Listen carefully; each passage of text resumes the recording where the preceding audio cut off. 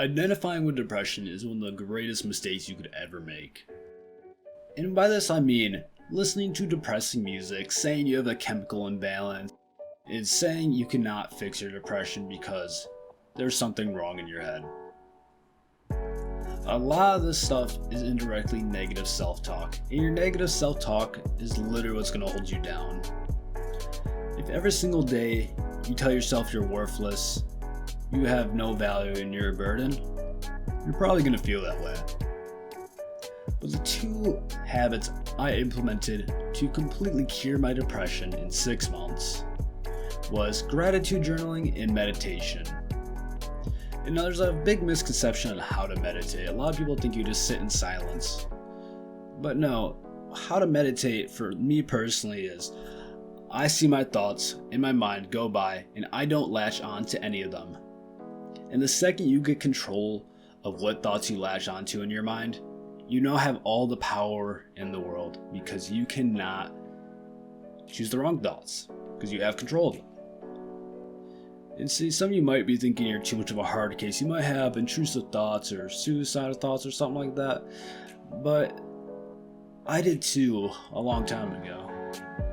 And now they're gone. The big issue is when you hate yourself, you assume everyone else feels the same way about you.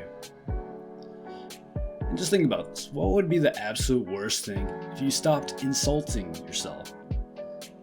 And 6 months isn't even that long.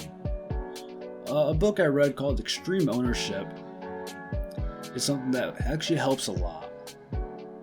You don't have to read it, I'll explain it to you. So, the book's about taking ownership for everything that happens in your life, even stuff that you're not in control of. Like, let's say you're driving through a green light and you get T-boned. You might think, why'd that guy do that? Why is he not paying attention?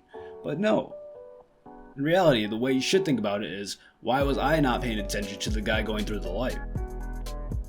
And once you start taking responsibility for everything in your life, that's when you see some insane changes going on. And you take big actions and you make big gains. So there was a guy who was in prison and he was beaten mentally and physically. And he found salvation in meditation because they can control his body but they cannot control his mind.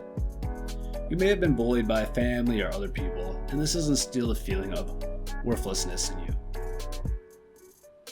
But understanding of not to latch onto those thoughts is the best way, because those are limiting beliefs, and limiting beliefs have absolutely no value. And just remember, no one else can do it for you.